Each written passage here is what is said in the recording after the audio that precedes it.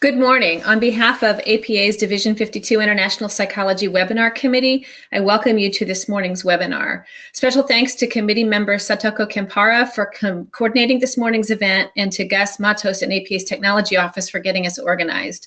My name is Lynette Bikos, a professor of clinical psychology from Seattle Pacific University.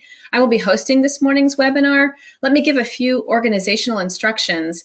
Dr. Martin and I have privileges of voice and video. All of you who are attending, and we believe there's more than 30 registered, only have the ability to ask questions. And so please do type in your questions during the presentation. I'll be making note of them, organizing them, and then during the last 10 or 12 minutes or so, I'll present them to Dr. Martin, and I guess he and I will have a discussion. Because we already have less than an hour, let me get on with the webinar with a far too brief introduction of social and industrial organizational psychologist, Dr. Daniel E. Martin. Dr. Martin is an associate professor of management at California State University East Bay, director at the Charter for Compassion, and CEO, president of Bright City. Dr. Martin has worked in a variety of capacities at the Center for the Study of Law and the Society at UC Berkeley, the U.S. Army Research Institute, and the U.S. Office of Personnel Management. The focus of his work has included pre-employment selection, training, and organizational assessment. Dr. Martin holds TEDx Hayward at California State University East Bay, highlighting the quantitative efforts in peace innovation. And last night I was able to find some of those TEDx's, and I strongly invite you and encourage you to listen. Dan is published in a range of journals, including the Journal of Business Ethics, Personnel Review, Human Organization, Ethics and Behavior, and the Journal of Applied Psychology. His current programs of research investigate the impact of individual differences in ideology on social corporate responsibility and human resources decision-making. Other foci include the impact of ideology on compassion and psychological well-being. His current applied work on the use of untapped social capital to ameliorate social problems such as serve as research, skills development, and an assessment platform. So I'm going to turn it to Dr. Martin. I will mute myself, and please take it away. Thank you. Lynette, thank you so much for that wonderful introduction. And don't hesitate to call me Dan. It's always a joy. So let me thank everybody for being on the webinar this morning. Today we'll go ahead and deal a little bit with understanding compassion in the workplace and think about some applications that can not only drive engagement in students, but also provide data for the research that we're always conducting. So I'll present this in a little bit of an interactive way. I want you just to stop for a second and think about what your three most important values are. Many of you coming from clinical psychology, maybe from social psychology, are familiar with the work on the impact values can have, but in a perfect world, we'd be able to share these top three variables, and we find that oftentimes people's values, not surprisingly, are often quite similar. This does a lot of good things for us in a host of ways. As I work with business students predominantly, and I'm working in the business field, I'm able to give people these opportunities to start to be aware of their values and think about how to be a little bit more values congruent in their behavior. This does a lot of good for folks, including reducing stress and increasing overall well-being. We know that this also impacts ruminative thinking, which is a contributor to stress, something that we're seeing significant problems with in terms of the United States workforce, as well as our student populations. The interesting thing is when we think about how we can potentially use tools like values affirmation or self-affirmation, we have the opportunity to use it in a bunch of different environments, not just in terms of psychological well-being, but potentially lowering defensiveness and negotiating, finding commonality in politics as well as business, something that's desperately needed these days. So I introduce these concepts to give a little bit of a sample, a taste of what we're going to be talking about in a little bit, because what I really want to introduce is a different way of presenting interventions and how they can be used in a host of ways. Excuse me. So for about maybe 5 or 6 years, maybe 7 years, I've been doing a lot of work on compassion. It began when I was actually doing some mapping of prosociality on my campus as a brief intervention, and was able to have some pretty significant results just by virtue of making people aware of prosociality in their environment and leveraging a concept called elevation. When you see something positive in your environment, you feel, in a way, a heightened sense of emotional well-being, and you make a contribution to others around you. So this kind of elevation mapping was of interest to a couple different organizations, and I ended up working with the Stanford Center for Compassion, Altruism, Research, and Education. And while I was there, really became impressed with the research that was going on around compassion and really turned my efforts towards the development of compassion. So let's give a simple definition of compassion. First, we'll talk about awareness. This would be noticing another's suffering. This could be noticing your own suffering. Oftentimes, we equate this with mindfulness. It could be the emotional response one has after that. So empathically feeling a person's actual pain. This could be paying attention to your own as well. And here's the critical point where compassion really diverges from empathy. This would be taking action to actually ease the suffering in oneself or in the person that's suffering. So this comes from a series of great researchers, Jane Denton, Monica Warline, a host of others. We know that compassion is really good for you. To me, this was surprising. I come from more of a social cognitive background. I've done a lot of work on racism and prejudice and their interactions with the legal system and business. But I was surprised to find the physical well-being and psychological well-being being impacted so much by compassion. So while I was at the Center for Compassion Research and Education, I started looking at a host of different kinds of ways to work with compassion. So the first area I started really looking at was just from a basic research perspective. And I'd like to share a little bit of the research that I've done in that area as it relates to some of the uncomfortable aspects of human behavior. I think it's really interesting for us as we think about working across countries, as we think about working within multinationals or in international settings.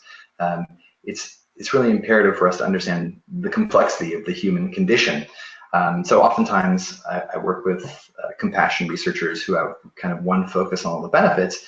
That's wonderful. There are a lot of potential barriers to compassion, though, that we need to pay close attention to. So first I'll go through some basic research, and then we'll talk about some of the applied research that we've done. So as I was working for a long time on prejudice and discrimination, I became familiar with a great variable. Social dominance orientation stems from Jim Sedanius' and Felicia Prado's social dominance theory, which really looks at people's preference for maintaining hierarchy in society. And the variable really breaks out into two dimensions. One is group-based dominance, maybe something similar to ethnocentrism, and then the other variable is opposition to equality. Now, the interesting thing is that I teach in a business school. I actually have to wear a tie for people to take me seriously. That's why I'm wearing it this morning. The long and short of it is that people's preference for vocation seems to be guided by their level of social dominance orientation. And we see people going into, not surprisingly, vocations or occupations or disciplines that manifest either hierarchy enhancing status. In other words, they are enhancing the hierarchy of the social pyramid, or hierarchy attenuating, which would be more along the lines of people coming from the social sciences or humanities. The interesting thing is I teach people who have a tendency to be looking towards enhancing the hierarchy. They're business students, they're seeking power, they want to have status in society. Similar claims can be made for the legal field as well as the medical field. So the sad reality of this in the literature is that we see a strong relationship between high levels of social dominance orientation and sexism and racism and political economic conservatism. So this is really interesting because it gives us a picture of who is moving through our business schools at minimum And the other interesting thing is that we, of course, have found, no surprise here, that high levels of social dominance orientation relate to low levels of compassion for others.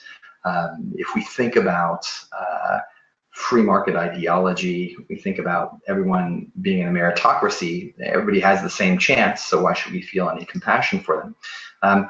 Interestingly enough, and we'll talk about this in some detail, Paul Gilbert is an incredible researcher in the field of clinical psychology who's done so much incredible work on compassion. I'll share his website at the end of the presentation so you guys can go ahead and get some of his scales, some of his materials. Just a wonderful researcher. Anyways, Paul has done a great job of looking at barriers to compassion, and he has a scale called the Fears of Compassion scale.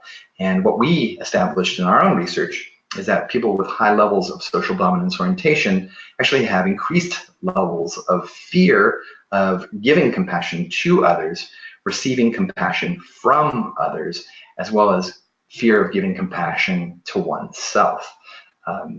Fascinating stuff.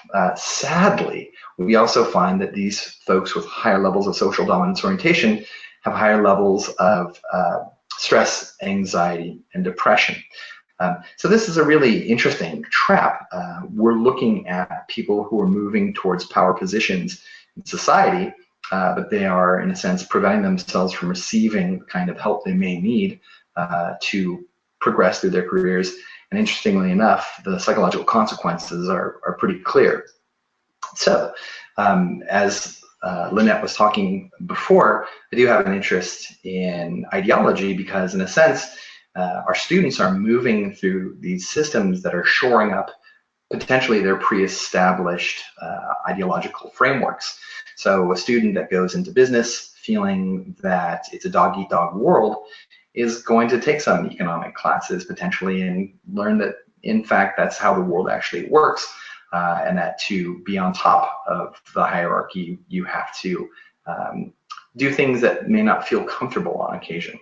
So the interesting reality, and this stems from a 2015 paper actually in the Journal of Business Ethics, we found that belief in free market ideology actually exacerbates the stress, anxiety, and depression. So we're teaching folks, in a sense, the ways that they should be, and it makes things kind of worse, to say the least. So let's talk about this in terms of the relationship between mental health and well-being at work as well as in school. We established high levels of social dominance orientation and low levels of compassion for others, as we talked. We established higher levels of fear of compassion for others, from others, and for oneself. Higher levels of depression, anxiety, and stress. And we talked about already this being exacerbated. What does this mean for the workplace? And I think that we can speak to this internationally. I've done some work in Sweden and other places that take a look at the levels of burnout that are in line with stress. So what's happening here? People are working so hard that they are suffering, feeling unaccomplished, depersonalized, and just feeling emotionally drained. So when we think about the consequences of this physiologically, they're pretty clear because I'm oftentimes talking to managers, to leaders, to people in the business field. They're interested in compassion in as much as it will relate to things like performance, like absenteeism, like how long people are staying with their organizations, turnover, and healthcare costs. So presenting it in both formats, I think, is probably pretty appropriate in these circumstances. And this is how we frame some of our applied work. So we talked a little bit about Paul Gilbert. There he is. He's incredible. Please, you can look up Paul Gilbert, and the first thing you'll find on YouTube is a guitarist, I think, but Paul actually plays the guitar too. Just make sure to add compassion in there, and you'll find tons of wonderful videos that he's made. And when I start to present this stuff in different settings, we need to start thinking, is there a rationale for being scared of compassion? Is there a reason why we might be fearful of being compassionate? And oftentimes when we think about the blocks of compassion, if we're compassionate to others, maybe we're fearful that they're going to take advantage of us. Could be a threatening piece. As I point out in my class, if you receive compassion from others, oftentimes that puts us in a position of perceived weakness. And I always ask my students, I say, hey, how many of you are men out there? And I think it's fairly safe to say that cross-culturally, most men have been taught to recognize that if they accept assistance, if they accept help, if they accept compassion from others, they may be perceived as being weak. The other interesting thing is we oftentimes talk about the various selves that go into looking at the compassion itself. And we think about how sometimes we will really beat ourselves up in a way that we would never communicate with anybody else.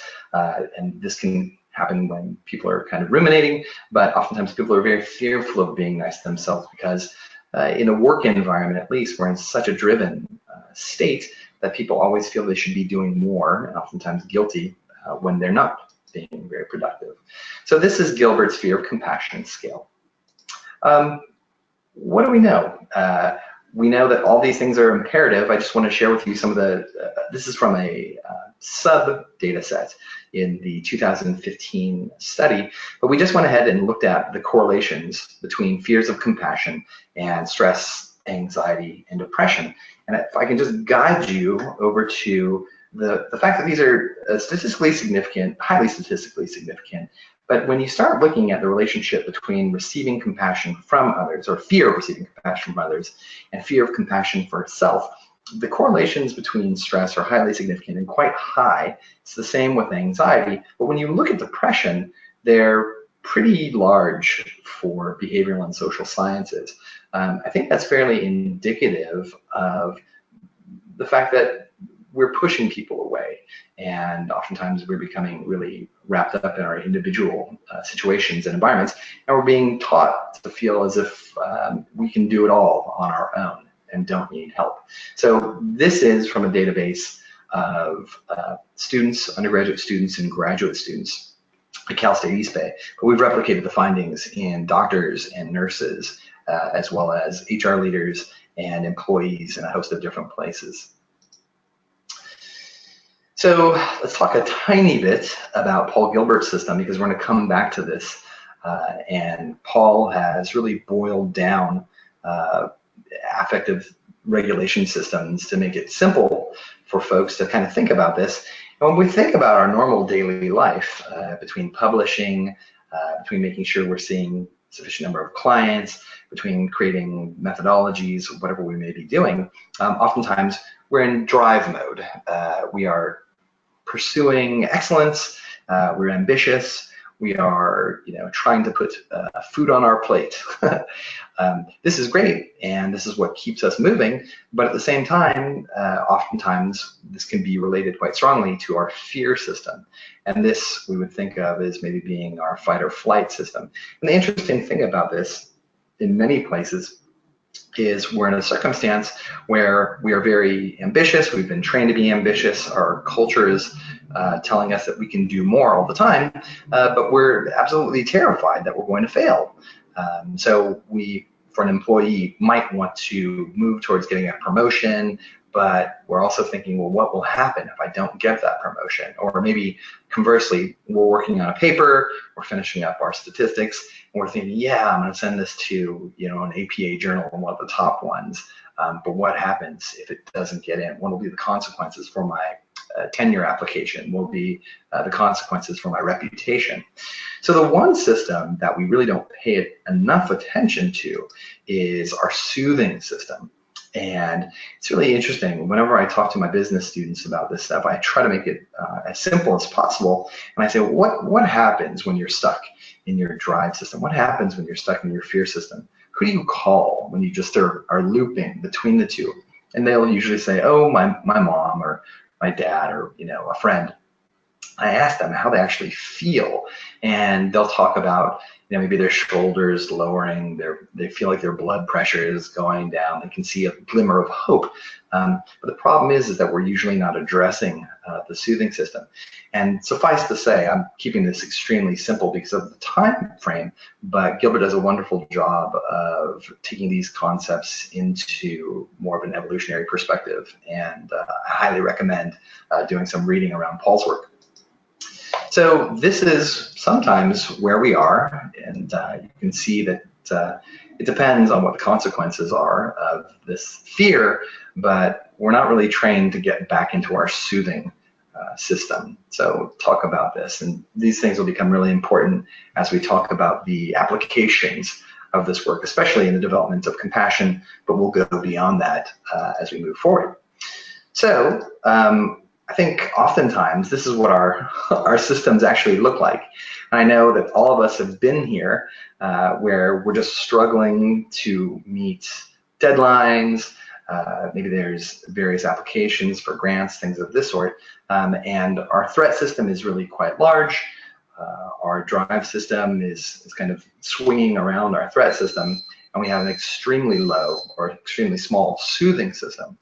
So I have to ask, our drive system enables us to think and to plan and to be kind of progressive, but how many times over the past, let's just say, past year, 2017, have you made plans and they've fallen apart? Inevitably, they do, and it's a shame, but that is kind of the reality.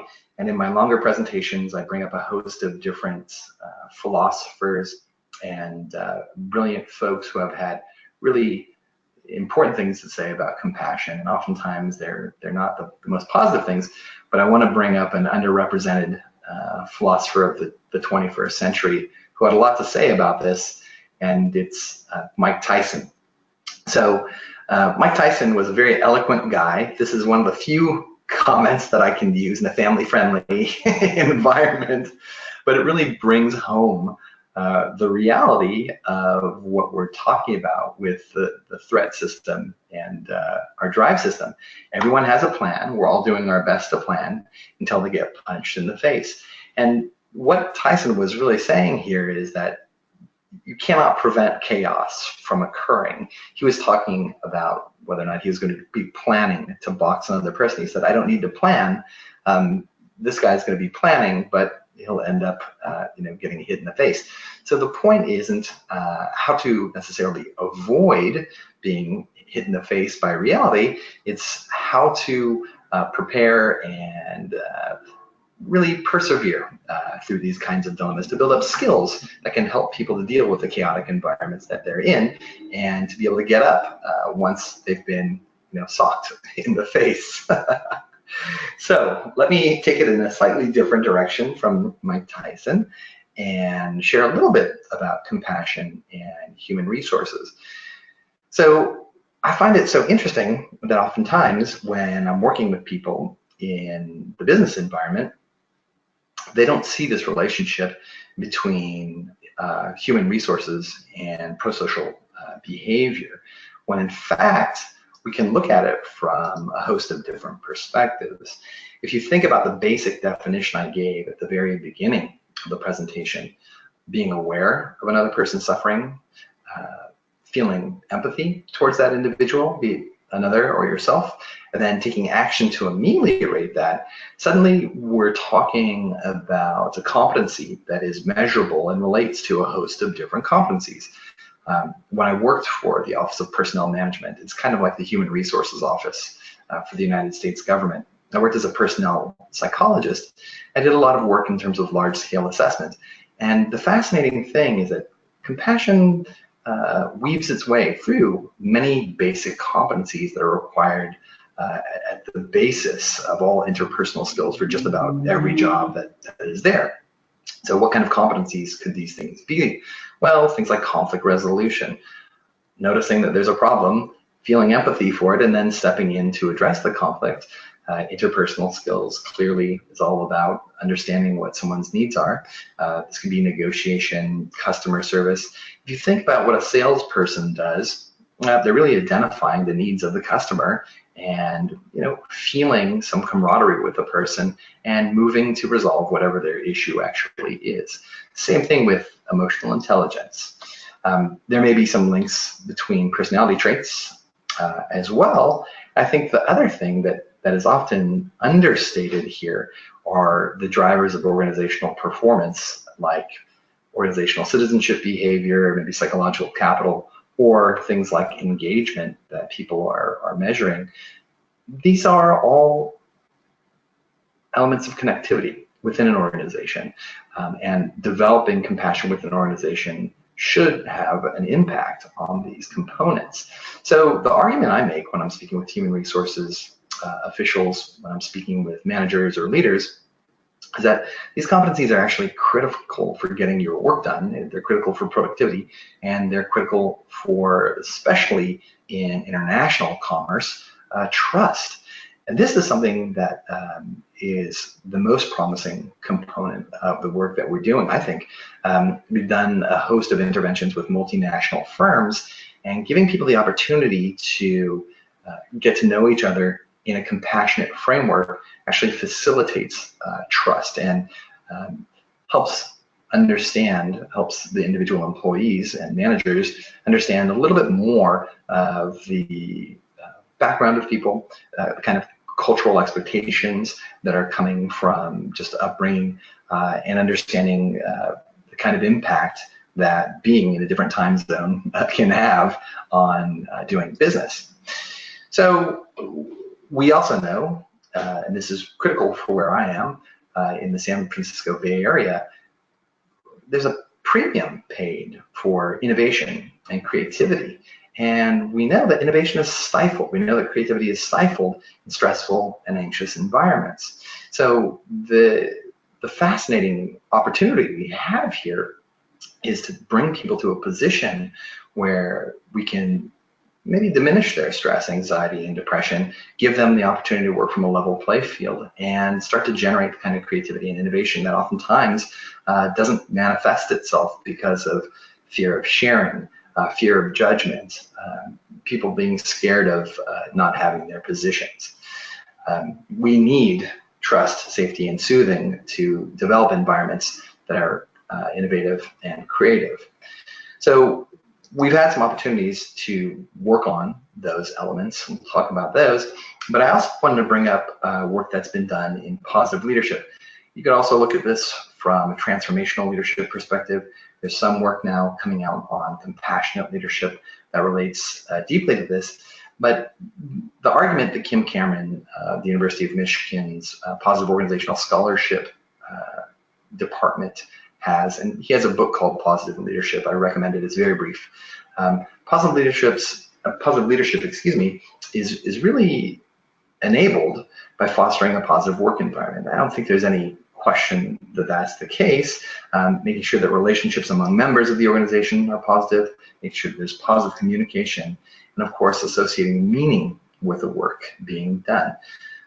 These things are all facilitated by compassionate interactions as well. So really the question becomes, how do we move compassion through a human organization? How do we move it through a school? How do we move it through a business? How do we move it through a university, or even a city, for example? Or conversely, of course, how do we move it through a multinational with offices all around the world?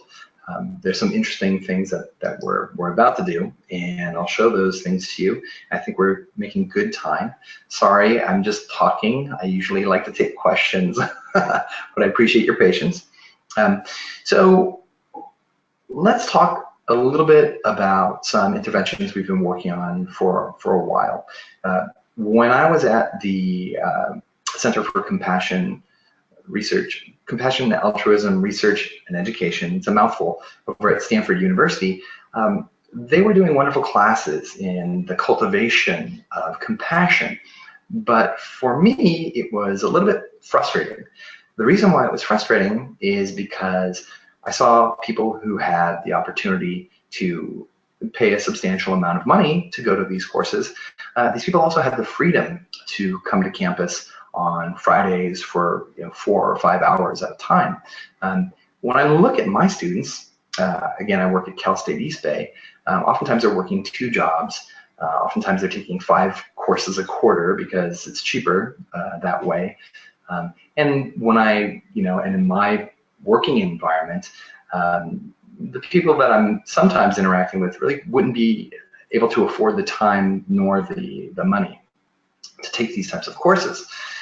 Interestingly enough, the courses that were being offered at Stanford also came from a particular, maybe they had a religious flavor to them, and there's nothing wrong with that.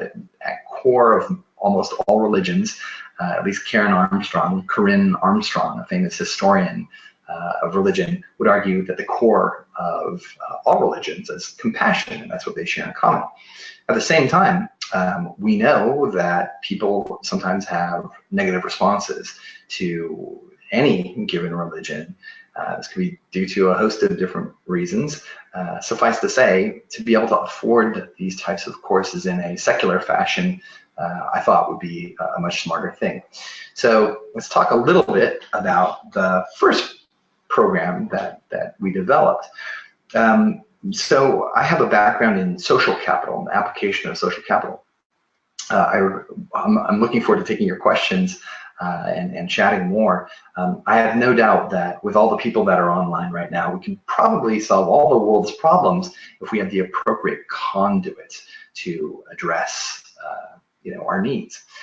The sad reality is that oftentimes we're not very effective users of social capital, and maybe in your group dynamics courses, you've done some adult learning model work, you've done some structured behavioral experiences, maybe you've done some psychoeducational work. Suffice to say, technology is caught up with what we used to do in groups, and now we can apply some of these approaches. So I'll share this one with you right now. It's called the Compassion Skills Training, and we apply this in leadership contexts, not only with students at the master's and undergraduate level, but also with employees, CEOs, VPs of HR, doctors, and nurses across a host of different organizations. So this is an 8-week course. It's peer-to-peer, which is really interesting because we use protocols that have been developed by a clinical psychologist, in this case, Dr. Yotam Heineberg, a brilliant, brilliant guy and good friend. And the goal is to let people move through at a reasonable pace, but to let them see the material through their own lenses. So this isn't me telling people what they need to do. This isn't Dr. Heineberg doing that either. It's really giving people the opportunity to have a condensed version of the scientific literature around any specific topic written for the layperson, and then having an opportunity to actually interact with a colleague, a peer, about the topic material using protocols that are written by clinical psychologists. So people read the publications, and this is written by us, so it's condensation, or excuse me, it's condensed scientific literature written for the layperson, and they video chat to discuss the content. The nice thing that we do is we have pre and post tests associated with these. So when people come in, we are measuring them on a host of different psychological well-being variables, as well as occupationally related competencies. These are all valid, reliable tests, and I can share with you some of the outcomes in a little bit. All the outcomes are calculated by the software, which tracks participation and progression. It automatically reminds people as to what they should be doing if they've missed an appointment. People meet whenever it's convenient for them. So my students, for example, use it whenever they have free time that's mutually possible to actually get together and get online. So I'll walk you through this really quick. I want to emphasize that the modules are extremely behavioral. So my students aren't psychology students, remember. They go through this and they learn about the concepts. And of course, these are new concepts to them. They may have thought about them. Maybe they didn't have the actual appropriate lexicon or vocabulary. But what happens is they learn about the concept, and then as they go through a conversation on a weekly basis, they're taking the concept, they're thinking about it, they're sharing their experiences with it, and then they're starting to take the concept from vague cloud into behavioral approaches. So I'll walk you through the topics. The first session is about empathic active listening. They have an opportunity to actually get to know each other through this and learn how to communicate online by virtue of this. The second component is, as we were talking about before, learning about values affirmation as well as mindfulness. This is interesting. We don't have any meditation in this program, but we've been able to move some variables that are associated with meditation. We then go into Gilbert's evolutionary neuroscience of emotions, the affect regulation system we were talking about before. And this is really nice because it gives people the opportunity to recognize that they're not crazy, that if they were to develop a brain, it may not be the one that they actually have. So as Paul famously likes to say, it's not their fault, but it's their responsibility. So they move forward from there, and they move into growth mindsets and moving into a little bit of compassionate thinking. This is really nice because regretfully, many of our students tend to be stuck in fixed mindsets. They're not in a growth mindset. So we give them the opportunity to start walking through this. Remember, this whole time, they're not interacting with me, they're not interacting with a faculty member, they're not interacting with anybody besides their peer, okay? The 5th session and the 6th session, we really go into receiving compassion as well as self-compassion. These are concepts that just they're not novel, but people haven't put a lot of thought into them, so we spend some time on that. Finally, we go into developing and sharing compassion for others, and then we integrate and consolidate the entire 8-week package. So suffice to say, let me just say this. I may be extremely boring this morning. I hope you guys are having a good time, and I hope you're enjoying your coffee, but I used to actually be popular as a professor. Now I'm not popular anymore because all my jokes fall secondhand compared to the work that they're actually doing. So the nice thing is that the platform itself was developed for any psychological concept, for any behavioral and social science concept. So here I'm referencing Dr. Phil Zimbardo's Heroic Imagination Project. We have just finished our pilots with the Heroic Imagination Project, and I'll share a little bit of the results in just a few minutes. Suffice to say, the Stanford Forgiveness Project is coming on board, and we also have a host of work coming from the Berkeley Wellbeing Institute as well. So the concept isn't just to use compassion. The concept is to use the best of really everything and to facilitate its measurement. But I'll talk about its uses in just a few seconds. So this is kind of what it looks like. You have a host of different opportunities. The dashboard will show you how many people are actually using the system anywhere, any given point in the world. Where are we working right now? We are working in Mexico, we're working in Sweden, we are working in the United States, of course. Soon we will be starting in Argentina, in Japan, as well as in Hungary. And we anticipate moving even further as we have the time. So over here, you'll see something kind of interesting. One thing that happens with our participants, oftentimes they're not sure exactly how they are supposed to engage in a program like this. They're doing things they've never done before. They're having conversations that they've never had before. They're much deeper than they've had before. So what we offer them in this circumstance is kind of clinical outcomes that might be associated with compassion development. And I'll show you what that looks like. So this is just their dashboard. Here's where they move into the sessions, and I'll break down the sessions for you. Anything that's in green has already been completed, and the blue one is the next session. Anything in gray hasn't been finished yet. So as we go through this, you'll see that there's 5 components every week. The first component is the reading material, and that is always going to be, again, a brief summary of psychological literature, in our case, written for the layperson. They go into the session next, and the session is a built-in video chat system that enables them to see the protocol, so they can ask each other questions round robin and see themselves. Now this serves 2 purposes. I don't know about you guys, I teach our interpersonal skills courses at my school, and they're becoming harder than statistics courses used to be. And it seems the reason is that people just are afraid to communicate with each other.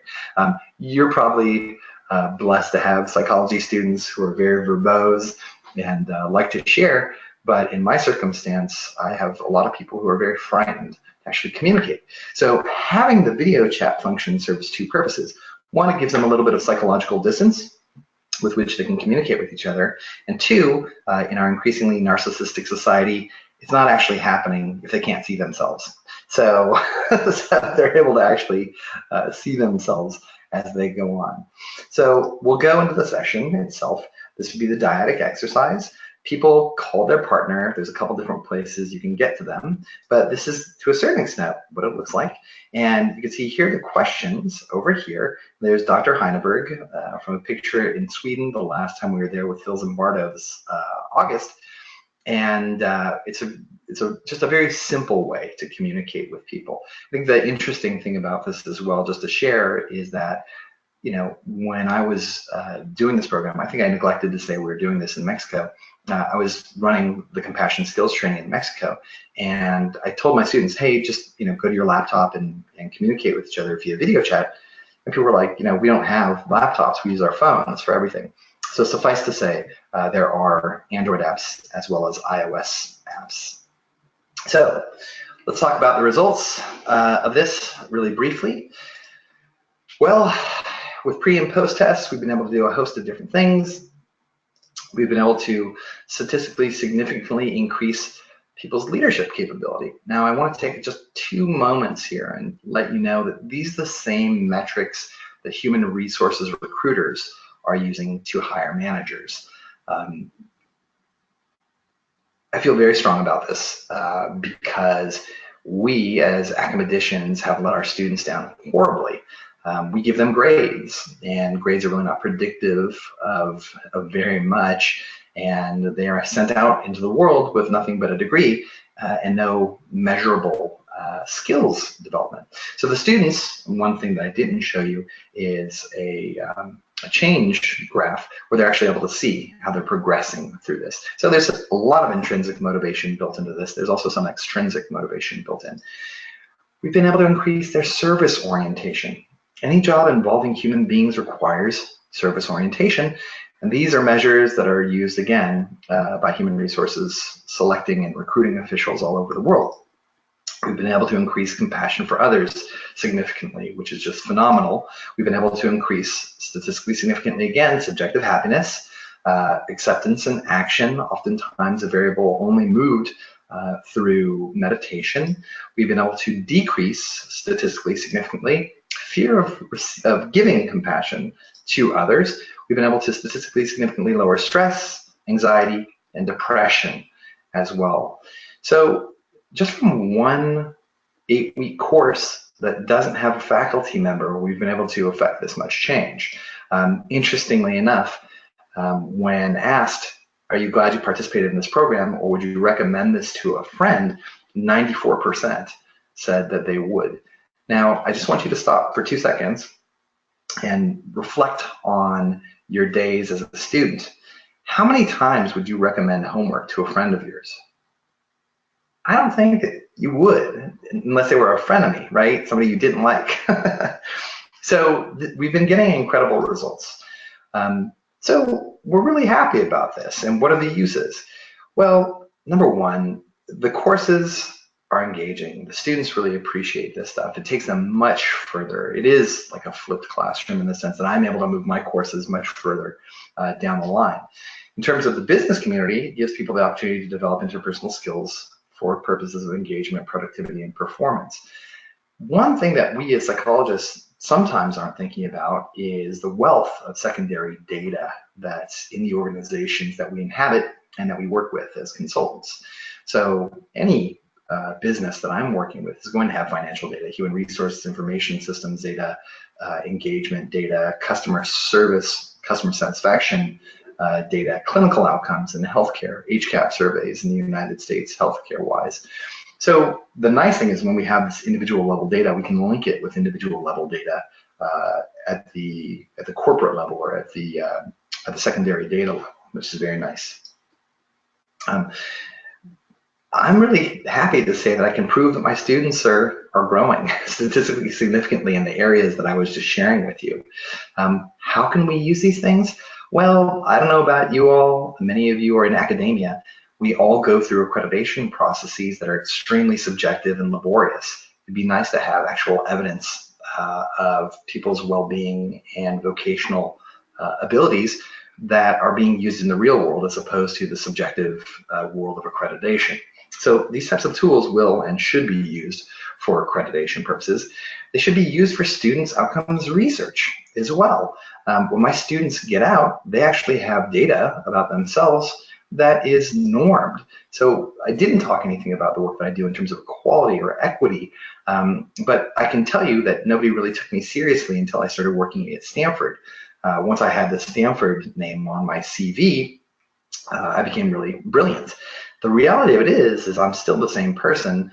Stanford is a wonderful brand, and people recognize that. And of course, Stanford students are awesome, but students from everywhere are awesome. And if we had nationally normed databases of their capabilities in the competencies that are required for the actual occupations they're going for, suddenly it wouldn't matter if the person went to Stanford or Cal State East Bay. Suddenly we have a level playing field where you can measure people's competence based on a standardized psychometric tool. So we can look at that approach, and we're moving in that direction with this platform. We'll be doing more and more students' outcomes research. We'll be looking at retention as well as mental health outcomes as well. I also want to belabor, well, I'll share with you a couple other things about the HIP program in 2 seconds. We're already using this to address burnout and compassion fatigue in healthcare students, as well as doctors and nurses across some of the larger healthcare organizations throughout the United States. And the interesting thing is there's a lot of people out there who move through the self-help section at Barnes & Noble, and they want good things that are helpful for them. And the argument that I make in terms of these types of programs and this kind of approach is that we have so much bias in terms of perceiving ourselves. We can be self-enhancing, we can be self-depreciating, that the reality is oftentimes it's very difficult to see ourselves. This is why people oftentimes have such a difficult time with meditation. Accordingly, when you're working with another person that you're becoming responsible for and building a relationship with, you suddenly have a mirror, and this mirror is a very powerful tool. We all know that one time that we sat down on an airplane next to somebody that we didn't know. We said, oh, hey, what do you do? And we started a conversation. And over the course of 4 hours, we had the best conversation of all time. It was because we didn't feel like we were being judged. We knew we weren't going to see this person after this. And it's called jump seat therapy. That's the actual technical term for this. The point is we can facilitate that in a very structured, safe environment for our participants, as well as give them positive outcomes that are going to move not only their career, but their psychological well-being, as well as the organizations that are providing them with this stuff, and things like corporate social responsibility and marketing uses as well. So that is where we're going. Let me just share with you, I didn't put this material in here because it's very recent data.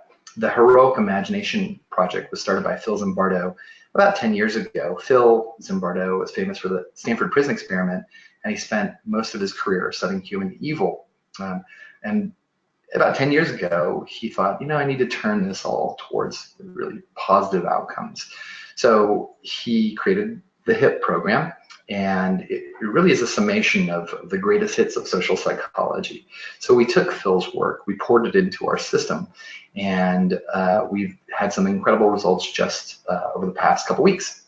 Specifically, we've been able to statistically significantly lower stress, anxiety, and depression again. We were able to increase courage in people statistically significantly. And here's the really interesting thing, and I'm unpacking this right now. We were able to statistically significantly lower social dominance orientation. Well, the argument about social dominance orientation is that it's actually a trait, not a state. So what are the ramifications for this? Well, in a world that is becoming extremely torn politically, where identity politics play a role in almost everything we do, where tribalism is causing rifts between nations as well as individuals, it's imperative for us to give people the opportunity to start appreciating these concepts, not only in terms of the science behind them, but also as tools to facilitate their positive exchanges across cultural lines, across racial lines, across international lines and political lines. So in summary, we've been doing this stuff for a while. I think I've shared all of that.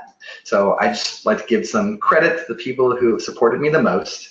That is Paul Gilbert, the wonderful professor from England, rock star in the world of compassion. That's Jim Doty. He's a neurosurgeon. He is the director and founder of the Center for Compassion, Altruism, Research, and Education. And that's Phil Zimbardo, right over there. And that's me. And most importantly, there's my man, Yotam Heineberg, the author of the Compassion Skills Training and my partner in this kind of work. So I want to thank you all very much, and don't hesitate to get in touch with me at my Gmail account, or you can always find me on LinkedIn, and I'd be super happy to chat with you. So thank you all. You are welcome, and you have given us so much to think about. So much to think about. So depending on your spelling ability, our first question I hope is fairly simple. That fellow right there who's your partner, we don't know how to spell his name. So if you could spell his name so that our listeners can, search for his pubs, that'd be great. Yeah, sure. It's Yotam, Y-O-T-A-M, Heineberg, H-E-I-N-E-B-E-R-G. And Yotam is a clinical professor at Palo Alto University. Oh, very cool. Yeah. Very cool. So particularly in this webinar that's co-hosted by the APA Office of International Affairs and APA's Division 52 International Psychology, we're curious about any differences that you've observed maybe culturally with regard to compassion, either the way it's viewed or the way it's enacted upon, or surprising responses to the exercises in your like if you've got anecdotes or any empirical evidence to talk about, like just differences. I'll just add one more thing. When you were talking about, I was a an NMNC expat, right? And so I was really intrigued by when you said, like sort of things went better if you opened with a compassionate exercise or activity. And if I were planning that, I would be scared to death that I would plan something completely culturally inappropriate. So we're just curious about your anecdotes or just experiences that you've had. Yeah, so number one, thank you. That's a great question. Let me just share with you, it's an interesting part of living and working in the Bay Area. My university, which nobody has ever heard of, Cal State East Bay, is actually the most diverse university in the United States. So we have loads of international students. We have tons of people from all over the United States. We have every language represented from almost everywhere in the world. And I've been doing this for about 3 years now in my courses. And what we find with that range of people who are really brand new international students to people who have been in the United States for some time is that when people have the chance to speak their own truth about compassion, when people have an opportunity to contextualize it in terms of their own cultural experiences, and when they're supported in this way, it just expands people's appreciation for not only the concept, but for each other. So the way that the program is built is it really gives people the opportunity to share their own experiences. And these are always circumstances that have had a positive outcome. Let's keep in mind the goal of the package really is to address people who have their normal ups and downs. These are not clinical populations. And to help them optimize using cutting-edge psychological research and technology. So, anecdotally, well, first and foremost, I've never found any significant differences in terms of the groups of people that I've been looking at, which is really positive as far as I'm concerned. What I've gotten anecdotally is series of people working together that literally can't work together. I've had, people, men in their middle-aged from Saudi Arabia working with women who are in their teens from the United States, and that just, that's something that they couldn't really do before. I find that people become fast friends in this kind of environment. It's not the intent of the package, but these are people who are sharing things that they've never really had a chance to express before. So their relationship is very much deepened. Let me flip it really quick and take you to the multinational kind of application. So we've done work with several companies that are headquartered either in India or in Silicon Valley that have branch offices in either location. And what we find is it gives people an opportunity to slowly but surely appreciate the depth of cultural differences from a very compassionate perspective, and start to appreciate those things and understand where and why things might have gone wrong previously, even though, you know, it's the same occupation, the same variables, it's the same kind of production in a sense in both locations. So it's this really interesting opportunity to give people a really unique perspective on those differences. So in a couple weeks, we're going to be starting another application between San Francisco and the Czech Republic. And I'm really excited about that. And in the future, of course, the goal is to have this reflected in a host of different ways based on what folks' needs are. Let me read another question that's come in. The persistent says, great work. Mindfulness, compassion. Wait, I'm not sure I can see the whole question. Let me expand my screen and see. Oh, I guess I can. Mindfulness, compassion starts becoming a form of a trick for many people nowadays. And this is not really what compassion is. It takes courage to be compassionate. Do you have thoughts or observations on that? Yeah, I would wholly agree. You know, it's funny. I come at this from a very different perspective. I'm not a practitioner of mindfulness in any way, shape, or form. I've always looked at this as a data point, but let me help reflect on this. Mindfulness is a great tool for sharpening your attention, and this is why we train snipers in the U.S. military. Mindfulness, so they can focus on doing their job even better. So, you know, if you give mindfulness to a narcissistic leader, they're just going to be that much more ruthless in terms of their approach. So I agree wholly with the participant who's talking about strength and compassion, because we're terrified of suffering. You know, we turn the channel when we see starving kids. We actively avoid homeless people. We you know, anywhere we see suffering, we do our best to avoid it. So having that capability, and we talk about this in transformational leadership and compassionate leadership, you moving towards a person who's not getting their job done and saying, hey, we need to find a better place for you because this is not where you should be, requires a great deal of strength that most employers, that most managers, that most leaders don't have. They let things drag on forever and people suffer. So bringing out the best in people requires the strength to be able to approach the suffering. And again, that's really coming from Paul Gilbert's incredible work, and I'm sorry I didn't spend sufficient time on that. Yeah, very cool. Let me just do one more. In the curriculum, do you have a favorite? You talked about it sort of more globally. Do you have like a favorite exercise that is either your favorite or maybe just tells us gets us in a nutshell, a little quick deep view? Yeah, sure.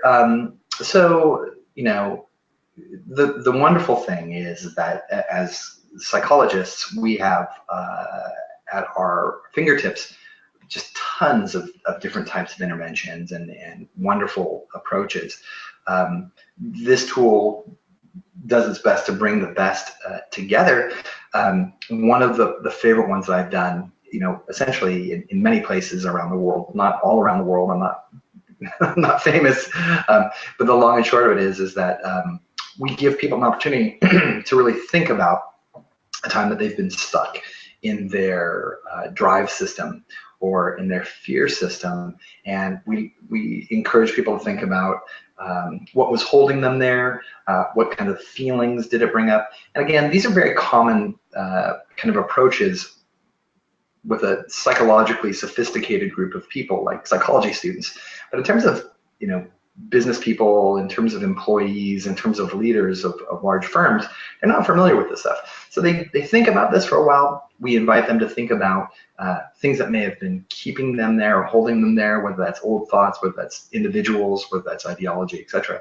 And then we ask them how they successfully translated themselves out of that circumstance, how they moved from being stuck in the drive system or the fear system, and how they successfully moved into the soothing system. What strengths did it take? What did they have to do to move into a situation where they were coping with their circumstances.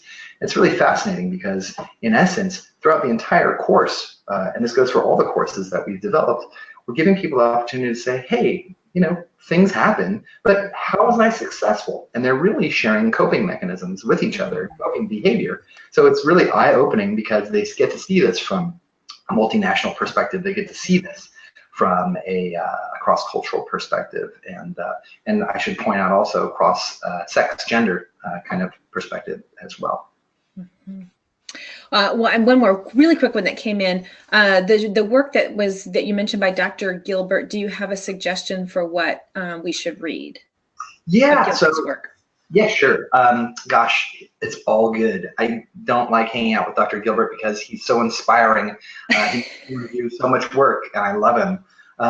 What I would say is the website to go to would be compassionatemind.co.uk. And I'm sorry, I thought I had that on the slide, but it's you can just look up Compassionate Mind Foundation, and you'll find, you know, tons of literature of Paul's, as well as some of his assessment tools, and a host of videos as well. I'll be actually presenting for their business and leadership conference in May, I think in London. Okay, well, let me formally bring this to a close with a few announcements and housekeeping things. First, thank you, Dan, so much for giving us an hour of your morning. I was taking notes during the whole presentation. My head was still back on your relations between social preferences for social dominance and career choices. My first love is vocational psychology, and so helping people find careers gave me a lot to think about. So you were moving on, and my head was still there. Thank you all for participating. We saw more than 20 come in and out of the webinar with 35 registered. I recognized a few names and would love to have been in person with you or have coffee with you afterwards. On behalf of the Division 52 Webinar Committee, Satoko Kimpara, Mary Bullock, and I offer a special thanks to the APA Office of International Affairs, especially Amanda Clinton and Taylor Wardle, for partnering in this adventure. This is our first collaborative adventure with the webinar, and their support has, I believe, made it one of the most successful ones we've ever had. This was our first time with the GoToWebinar technology, and Gus Matos from APA's IT office has managed this beautifully. It seemed easy enough for Dan, Satoko, and I, but you may have had a different experience. I don't know. Afterwards, I think it's my GA is going to send out an evaluation to everyone, and so please provide feedback on that experience with the technology and everything else in the evaluation that's coming to you. Also, if you registered for APA Approved CE, it was a separate $15 fee. Once you complete that Qualtrics hosted online survey, your CE certificate will be automatically and instantaneously generated and emailed to you. And that will take us a few days before we get the list, before we get that out.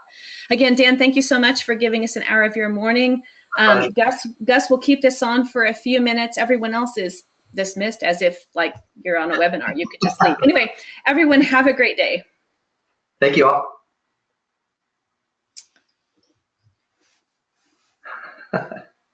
Well, this was really fun.